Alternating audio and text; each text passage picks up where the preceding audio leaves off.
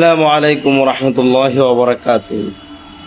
সবাই কেমন আছেন? আশা করি সবাই ভালো আছেন।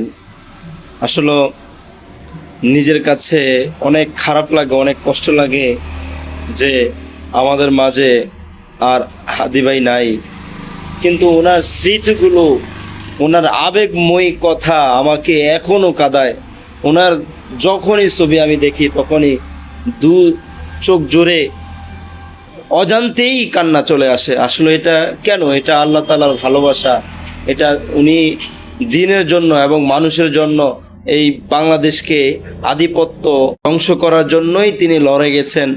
তো তিনার কথা একটাই, যে আমাকে যখন গুলি করা হয়, আমাকে যখন মেরে ফেলা হয়, তখন বাস তাকে ধরে বিচার করেন, আমার আর কিচ্ছু নাই।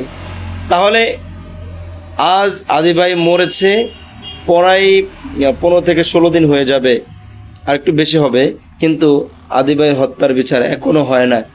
দেখেন, আদি ভাইয়ের হত্যার জন্য রাজপথে যারা এখনো আছে, তারা আদি ভাইয়ের হত্যার বিচার নিশ্চিত করে এই রাজপথ ছাড়বে না ইনশাআল্লাহ। আমিও আমার ব্যক্তিগত মতামত থেকে জানাই যে আদি ভাইয়ের হত্যার বিচার এই বাংলায় হবে ইনশাআল্লাহ।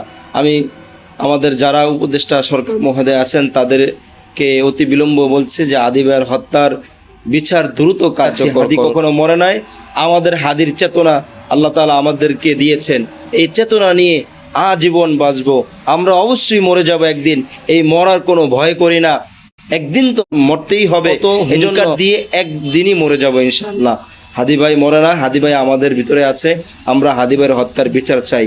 প্রিয় ভাইরা আমার, যারা এই ভিডিওটা দেখেন তো অবশ্যই শেয়ার করবেন, এবং যার যার জায়গা থেকে সবাই সাংবাদিক হয়ে যান, সবাই হাদি ভাইয়ের এই হত্যার বিচার যত নিশ্চিত হয় এই বিষয়ে কথা বলুন। আসসালামু আলাইকুম ওয়া রাহমাতুল্লাহি ওয়া বারাকাতুহু।